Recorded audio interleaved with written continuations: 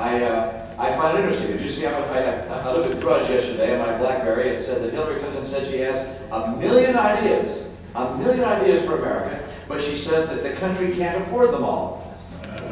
Think of that, all right? There are now a million good reasons not to vote for Hillary Clinton. That's number one. And number two, and number two, this is not a person who'd like to have the checkbook. There's no question about that.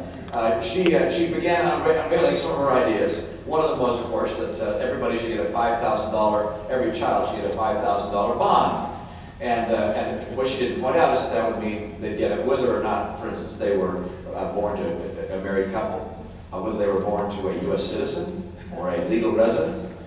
She didn't indicate, for instance, how she'd pay for it. The answer, of course, is because we were already borrowing, that every $5,000 bond would be financed with a $5,000 debt for each child as well.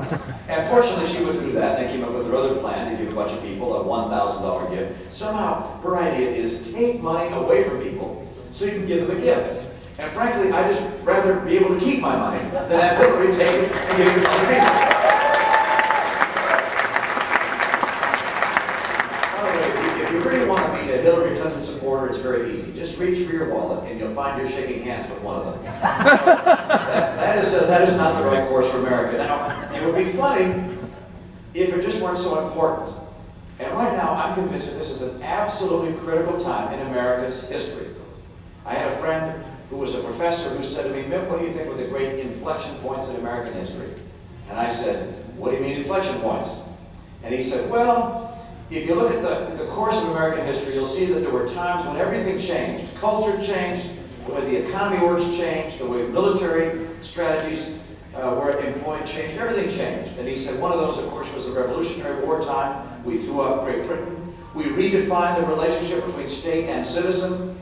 Before the Revolutionary War, the state was the sovereign, and the citizen was the servant.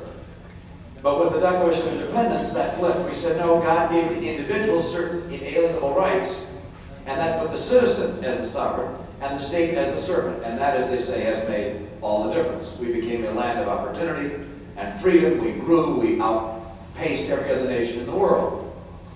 And so, as I look at the challenges that we face today, I'm convinced that we're in another inflection point. That the course of our history is going to change again. And that's because of radical jihadists who want to conquer us and the world. It's because of the emergence of Asia as an economic powerhouse, and ultimately they want to become, China in particular, a military powerhouse.